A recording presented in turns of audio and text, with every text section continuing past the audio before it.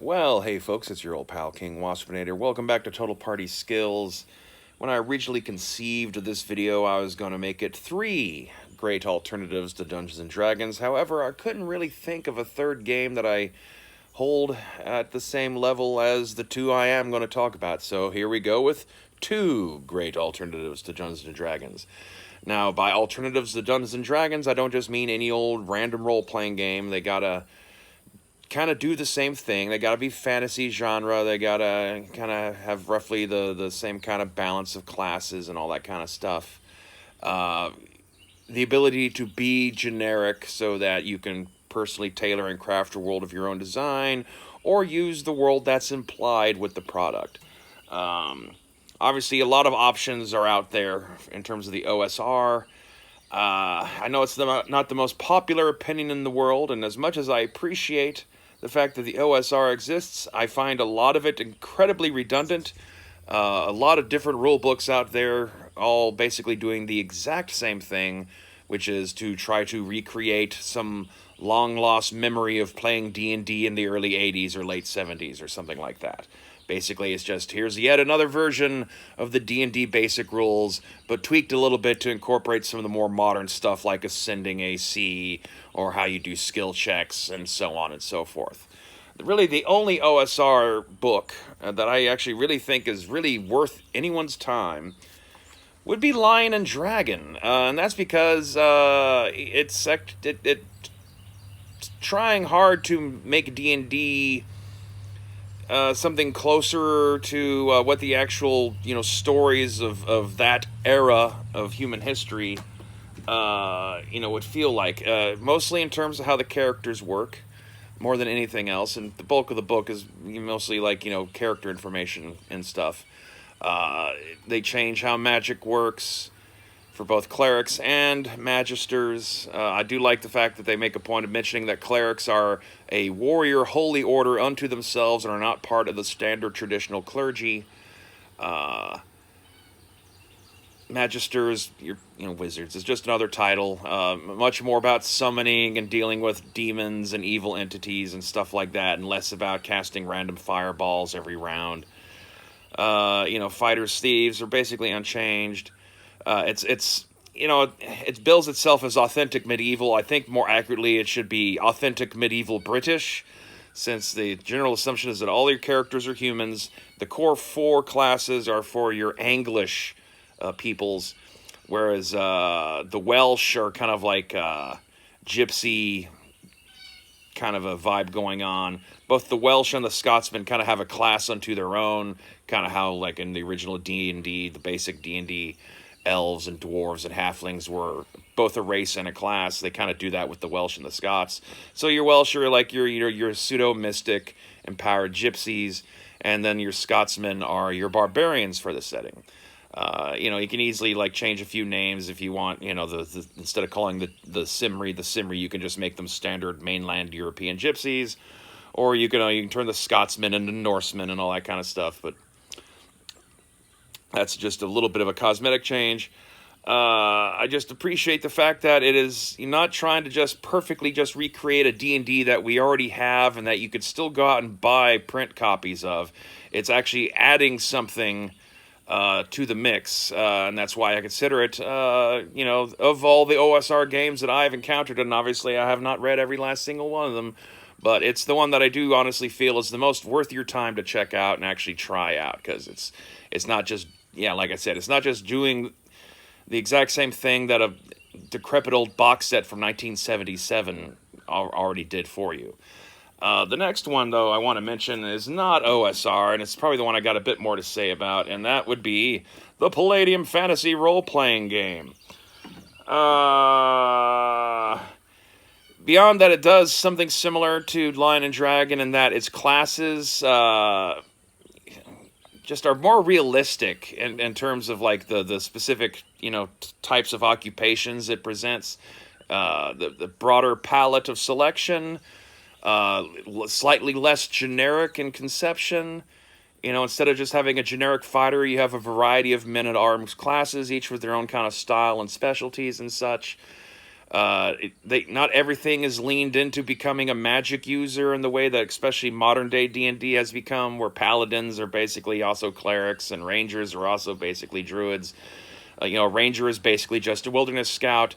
A paladin is just a knight with a really strict code of ethics and the ability to, channel, their holy disposition into, striking death blows against demons and stuff. But beyond that, they're not, running around casting miracles and healing people with their hands and stuff. That's, clearly for your clerical orders.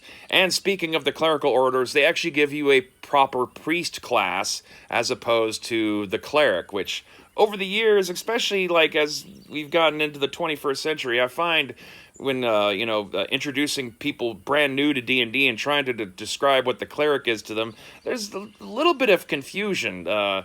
Because on one hand, you want to read it as being a priestly character, and yet they're really more combat adept than they are being a scholar or educated or anything like that. Palladium Fantasy, just gives you a fucking priest, and it reads as a priest. Their monks are, better.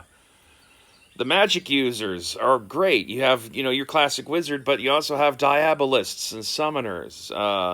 Their version of druid is closer to an actual historical presentation of druids, whereas D&D druids are, like, who knows? Like, aside, they're just druid in name only, but when you compare how D&D druids operate versus, like, what has actually been historically said about real druids from the past, they don't line up. Real world druids were, kind of like holy politicians, wise and renowned elders, but they weren't shapeshifters. They didn't turn into chipmunks to fight evil and all that kind of stuff. In fact, a lot of them were like older people. In some ways, that thing from basic in D&D where you can't become a druid until you're like a 9th level cleric or something like that was closer to, what druids are supposed to be than what you get now, where they're basically just funky nature magicians. Palladium Fantasy, like I said, you get a more accurate druid out of that. Their magic system, because it gets away from the slot thing and uses a point-based, fuel system to fuel your spells. Because of that, and some of the other ways that their magic system mechanics work, it actually does something that most, other, role-playing games do, kind of shy away from, but it actually explains why you would have blood sacrifice rituals and a need for places of power and stuff, because some spells are just beyond your ability to cast based on your own internal pool of potential psychic energy. You need to draw energy from a ley line nexus. You need to have a mass, ritual suicide or something so you can gain all that doubled PPE upon the death of the victims and all that kind of stuff. It enhances your villainous magician types because it makes what they're doing make sense. In D&D, the way the spells are presented, the idea that, the evil wizard has to, kill 1,000 people to feel some powerful spell. I mean, that sounds good, but mechanically speaking, none of the players are ever going to get to that level or ever learn any spells that have that requirement. So in a way, it kind of stands out. This is just something that's only for NPCs and is much more of a set dressing and is not really necessary. They're just doing it just to be evil in a way. Whereas in Palladium, there might be times where the player characters themselves, if they're magic users, might be faced with situations where, they really need to get something done, really need to get something cast, and there's just not enough oomph for it, and suddenly they find themselves with a little bit of a moral dilemma as to what exactly they're going to do to bump up the available amount of PPE they have so that they can, accomplish their goal. They might have to do something they morally have issue with. And so that leads to good role-playing, because then the player and their own sense of right and wrong comes into conflict with the needs of the game. And so, you got a classic little moral conjury built right in there that you can use at any time.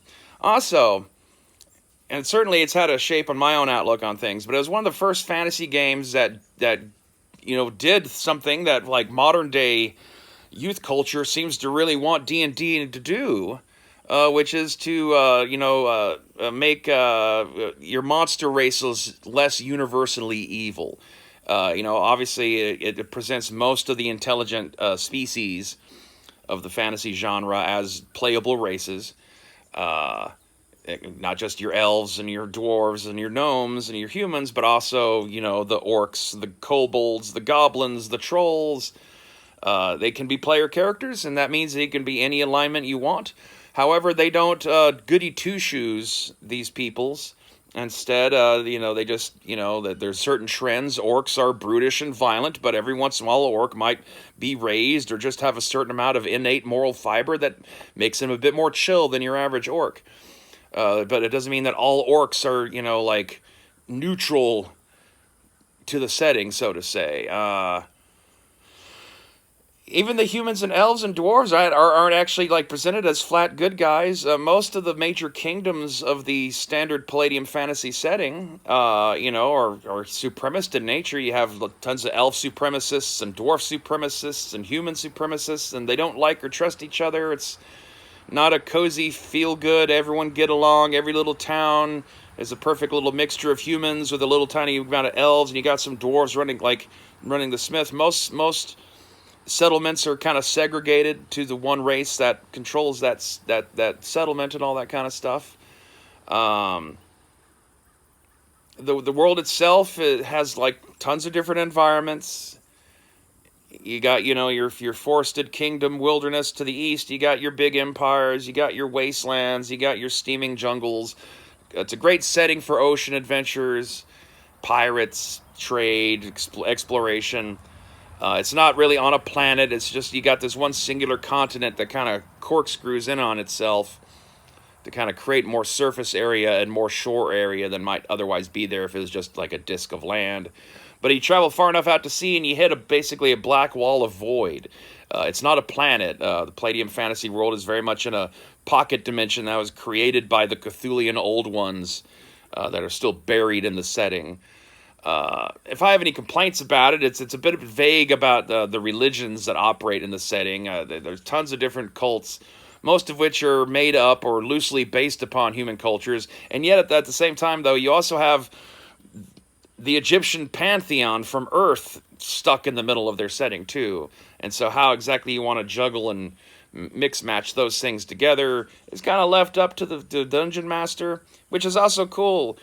As much as it has a standard setting, that goes with it, it's open-ended enough that you can, use it just as resources to create your own fantasy world, just as you can with D&D. It doesn't have to be Greyhawk or Krynn. You can make your own homebrew setting, just as much with Palladium Fantasy as with any other.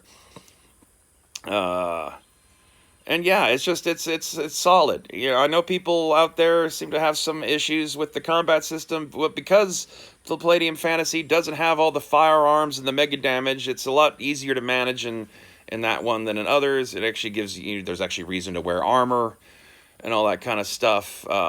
It doesn't quite overload characters with physical SDC in the way, like ninjas and super spies or heroes unlimited can. It still gives you the cross-compatibility with all the other Palladium books and the interdimensional hijinks. The Hades dimension book in particular is a good one to pair up with Palladium Fantasy. And it also does something I've been a long-time fan of. One of my favorite things about Palladium period is that it has the Wolfen. They have this trio of canine humanoids that are rising in the northern wilderness of the world. And in many ways, the Wolfen themselves, who have this kind of Roman-esque, imperial footing, are kind of low-key the only good guys in the setting, at least by, a modern understanding of what we think a good people would be. They are the most cosmopolitan. They are the most likely to have non-Wolfen working and living amongst them in a peaceful fashion. Outsiders view them all as just this weird collection of monster races and human traders. But in truth, they're the only ones that are actually trying to build a world where, everyone has a place in it. It's not just the Wolfen trying to push everyone else out or into extinction so that they can control the land. Instead, they want to rule. And in order to be able to be rulers, you must have subjects. and all that kind of stuff. So they're a step towards a more peaceful kind of civilization than what you otherwise find. There's lots of good gems to be found in the setting, though. I'm like beyond just the Wolfen. I'm quite fond of the Byzantium Islands, which are this kind of pseudo-British-esque island society to the far north. The Wolfen Empire, obviously. The Library of Bletherad is excellent. Land of the South Winds. Mount Nimro. They have like a whole source book for playing giants around the Nimro Kingdom. The Balgor Wastelands, how the Old Kingdom works.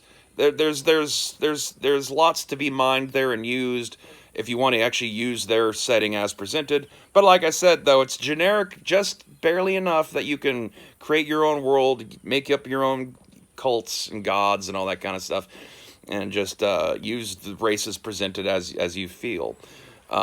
Also, since so many of the core monster races are presented as player characters, that gives you so much more creative freedom and exactly how you want to build them into NPCs or characters to encounter beyond is just always the same stock goblin that's worth 25 XP and has the exact same stats.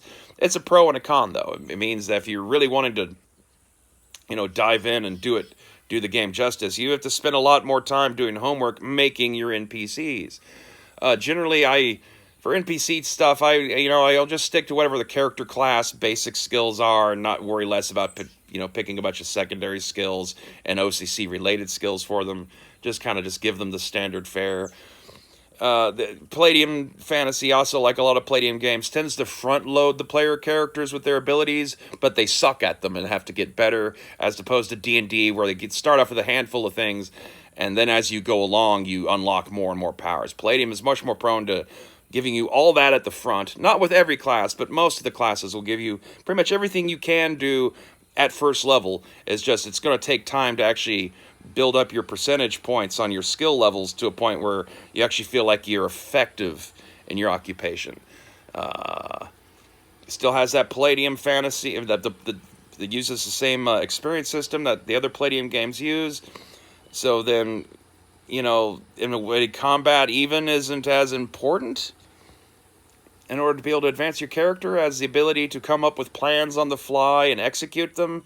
And especially, stuff that's based on saving people, putting your character's life at risk for some greater good. That's how you get your character to advance in levels faster. Just going through and hack and slashing your way through a cave. I mean, yeah, that could be an afternoon's worth of fun as a play session, but it's not going to really inch your characters that much further towards the next level as it would have been if they had, come up with some elaborate scheme to pull off some sort of heist or to save a village from like a marauding army of orcs that's coming, and you got to find some way to trick the orcs into heading somewhere else. You can earn a shit ton more experience doing that way than what you would have earned if you had tried to fight the orcs directly. And little distinctions like that, lead to some, drastic differences in how the players end up learning to play, because experience as reward is a way to teach and train players into engaging in certain behaviors because they want to see their characters advance. They want to earn the reward. They want the points. It's a stupid little psychological trick, and yet it's there. And so the more they realize that, I get points for doing this, then they will continue to do the thing that they get the reward for. I mean, to people who complain that D&D just becomes a bunch of murder hobos, that is a byproduct of its combat-oriented experience system. And Palladium, real early on, considering how old the game actually is, took early steps to get away from that. So for a variety of reasons, I'll say Palladium Fantasy is my top pick. But like I said at the beginning, if you are going to check out any OSR games because you want to stick to something closer to the D20 rules, then Lion and Dragon is the one that I would say to check out. And I guess that's about it. You can see some of the stuff I've written, including my OSR setting, Orc and Bone, or my own original rule system games, on the Total Party Skills publisher page on DriveThruRPG, link in the description box below. And until next time, stay waspinated.